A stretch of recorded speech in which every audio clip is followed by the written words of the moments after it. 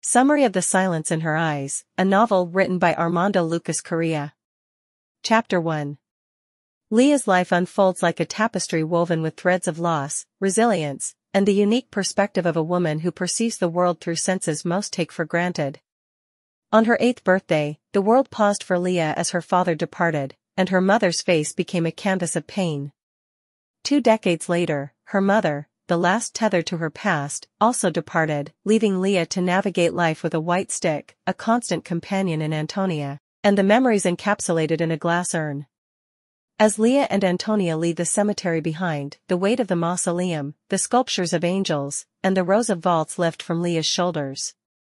Her mother's voice echoes in her memory, assuring her that she won't be alone, surrounded by countless souls. The cemetery, a familiar landscape of grief and solace, is now a chapter closed, a place she vows not to return to. Antonia drops Leah off at her apartment, a sanctuary on Morningside Drive. The familiar rhythm of counting streets, stoplights, and corners leads Leah to the limestone entrance of Mont Cenis, her home. In the cavernous living room, she opens the French doors onto a sliver of a balcony overlooking Morningside Park. The stillness of the evening is disrupted only by the distant rumble of thunder, signaling an impending storm. Leaning on the balustrade, Leah experiences the world through her other senses. The smell of raindrops on dry leaves overwhelms her, a sensory symphony that evokes memories of her mother. The stillness on the street corner, the frozen figures of an old woman with a dog and a man reading under a street lamp, create a tableau frozen in time. The motionless scene outside, perceived through Leah's unique lens, is a reminder of her akinetopsia, a condition that renders her unable to see movement. Back inside, Leah discards informational leaflets about her condition. The legacy of 2 decades spent monitored by an enormous magnet has left her with a heightened sense of hearing and smell but a void where the perception of movement should be. As a child, she imagined her brain as an enormous worm, its lobes expanding and folding like pages in a book. The hope of a knight in shining armor waking her from her visual coma faded, and books became her refuge. The narrative shifts to Leah's childhood, where her mother, devoted to her care, became her teacher. A world of silence unfolded between them, communication reduced to imperatives and gestures. Leah's senses adapted, her hearing becoming acute, her sense of smell powerful. The whispers of her mother and Antonia, standing by her bed in the hospital, reached her with the clarity of an elephant perceiving the lowest frequencies. Leah's mother dedicated her life to finding a cure for her daughter's visual coma. The hospital walls witnessed their silent conversations, the doctors explaining that the damage was reversible, but uncertain. Leah's mother refused to have her labeled as disabled, nurturing her passion for learning, history, and the worlds hidden within the pages of books. The world outside narrowed to a circle of trusted individuals. Mrs. Elman and Olivia became their family, and Antonia remained Leah's ballast. Antonia, though differing in many aspects from Leah's mother, formed a good team with her. The apartment filled with prayer cards of Saint Lucy, the Christian martyr, who became the patron saint of the blind in Antonia's stories. Leah's world, confined within these relationships, expanded momentarily with the arrival of a delivery boy. Every evening, he became the thread connecting Leah to the outside world, a friendly face she anticipated and a voice that carried warmth. In the isolation of her apartment, he brought a sense of humanity and continuity. The narrative turns to Leah's post-cemetery routine.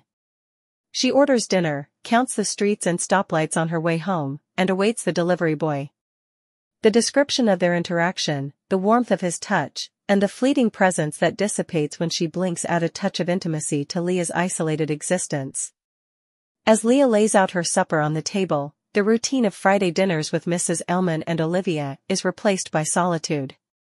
Her mother's bedroom, now hers, becomes both a refuge and a source of apprehension. Leah fears the return of hallucinations that haunted her teenage years. The bedroom transforms into a fortress, barricaded by walls of books to shield her from the noises of the night. Leah immerses herself in a Japanese novel, A Blind Man's Tale, a gift from her mother. The story of a sightless masseur in medieval Japan becomes a companion in the solitude of her nights. Reading for Leah is a constant process of blinking, a unique way of navigating a world where movement eludes her. The night unfolds, and Leah contemplates turning on some music, perhaps her mother's favorite, Blue and Green. However, sleep claims her quickly on this night, and her dreams are filled with the echoes of her past and the scent of bergamot. In the dead of night, a subtle fragrance awakens Leah. The familiar scent, a combination of citrus and black tea, triggers memories from a past she struggles to define. The masculine aroma unsettles her as she senses a presence, hears a heartbeat, and questions whether it's a dream. Leah grapples with her half-asleep thoughts, trying to piece together a face that accompanies the scent. The stranger's rapid heartbeat suggests anxiety or fear. Fear courses through Leah as she wonders whether the intruder is after her mother's jewelry or the laptop. The scent, unfamiliar among her neighbors, adds an air of mystery to the situation. The narrative takes a suspenseful turn as Leah contemplates whether to scream, turn on the light, or stay silent. Her thoughts race through various possibilities, and she questions her own bedtime routine, ensuring all windows and doors are locked. The unknown intruder, the peculiar scent, and Leah's heightened senses create an atmosphere of tension. In the stillness of the night, Leah senses a draft of cold air, shivers, and imagines a stranger in her room. Her acute sense of hearing magnifies every sound, and her sense of smell becomes a powerful tool to decipher the unknown. The description of the moment, heightened by Leah's unique perspective, leaves the reader on the edge, eager to unravel the mystery of the stranger in the room. As Leah grapples with the presence of the unknown intruder, the narrative captures the essence of her solitude, the complexities of her sensory world, and the mysteries that unfold in the darkness. The story, rich with vivid descriptions and emotional depth, invites readers into Leah's unique universe, where the boundaries between reality and perception blur. Chapter 2. Leah's Saturday mornings were a ritual, marked by the gentle opening of the apartment door and the soft, deliberate footsteps of Antonia. At 8 o'clock sharp, the smell of freshly baked bread would begin to waft through the air, permeating every corner of the apartment. Antonia's visits were more than a culinary delight, they were a manifestation of love, a comforting routine that flooded Leah's space with warmth. This particular Saturday, however, unfolded differently. Leah awoke, trembling and with red eyes, haunted by a nightmare that lingered in the corners of her consciousness. Antonia, mindful of not disturbing Leah's rest, entered the room quietly. The routine shifted from the usual comforting ambience to a moment of distress. As Antonia opened the curtains, allowing a sliver of light from the courtyard, she sensed Leah's unease. Sitting beside her, Antonia took Leah's icy hands, attempting to impart warmth and comfort. Concern etched on her face, Antonia gently inquired, "Another nightmare?" Leah, still shaken, finally broke the silence, revealing the source of her distress. "A man came into my room last night." Antonia, initially skeptical, questioned Leah about the intruder's identity.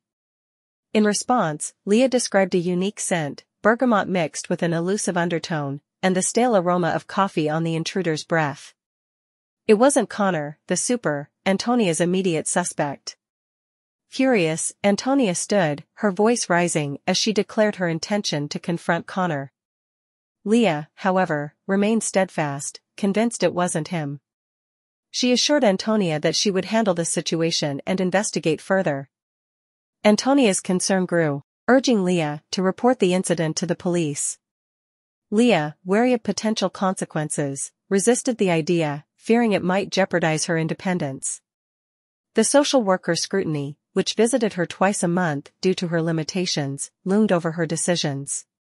In the ensuing conversation, Leah's acute senses, a product of her neurological disorder, became evident.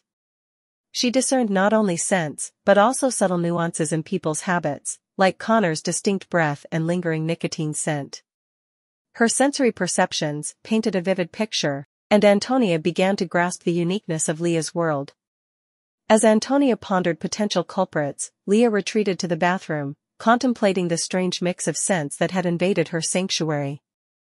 The narrative unveiled a complex relationship between Leah and her mother, whose passion for books had been inherited by Leah.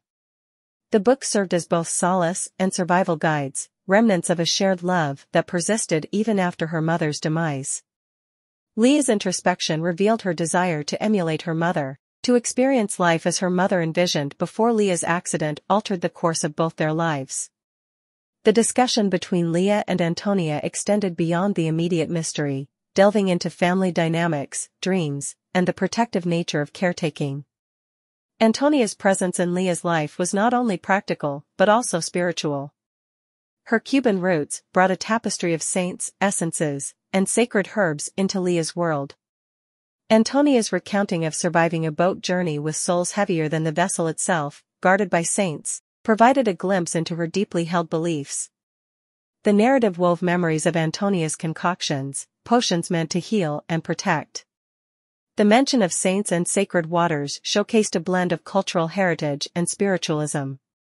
Antonia's fear of evil spirits hiding beneath furniture reflected a belief system that coexisted with Leah's more rational worldview. As Antonia prepared breakfast, her musings on Leah's book collection highlighted a clash between practicality and sentimentality.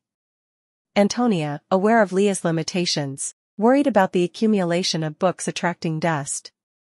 Yet, for Leah, the books were not just possessions, but guides, a connection to her mother, and a source of solace.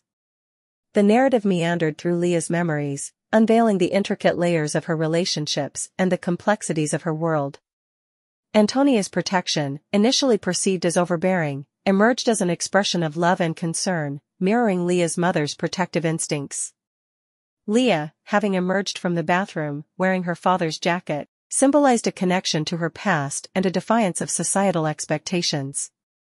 The mention of her father added another layer to Leah's identity, hinting at a lingering presence that provided both comfort and strength. As Leah prepared to leave, the mystery of the intruder remained unresolved.